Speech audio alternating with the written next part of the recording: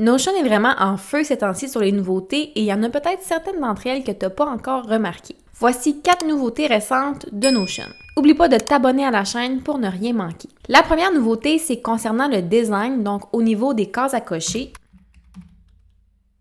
Ici, on peut maintenant, avant, tout ce qu'on pouvait faire, c'est la mettre en noir, puis quand on la cochait, elle devenait bleue. Maintenant, on peut attribuer d'autres couleurs à notre case. Donc, je pourrais mettre, par exemple, en mauve.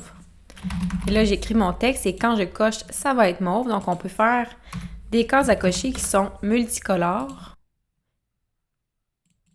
Comme ça. La deuxième nouveauté, c'est au niveau des propriétés date dans les bases de données. On peut maintenant attribuer une notification par défaut pour toutes les pages de la base de données. Donc, je vais cliquer sur ma propriété date, faire modifier la propriété et j'ai maintenant ici notification. Donc, je peux faire une notification le jour de l'événement.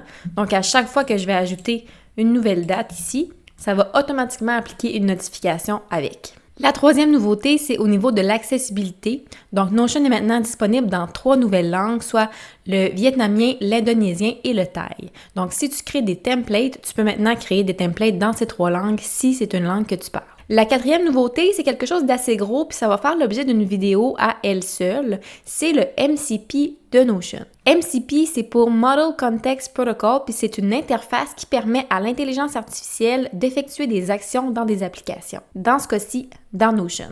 Donc, ChatGPT, Claude ou Cursor peuvent, par exemple, créer des pages dans Notion, chercher de l'info dans des bases de données, modifier des pages, déplacer des pages, entre autres. Je te reviens avec une vidéo complète juste là-dessus. Aussi, si tu n'as pas écouté ma dernière vidéo sur le mode hors ligne, donc le offline mode, je te conseille d'aller la voir. J'ai aussi plusieurs autres vidéos sur les nouveautés récentes que tu vas pouvoir trouver en dessous de la vidéo. Sinon, dès le 2 septembre, c'est la sortie de Notion System pour les entreprises de services qui veulent optimiser et automatiser leur entreprise avec Notion.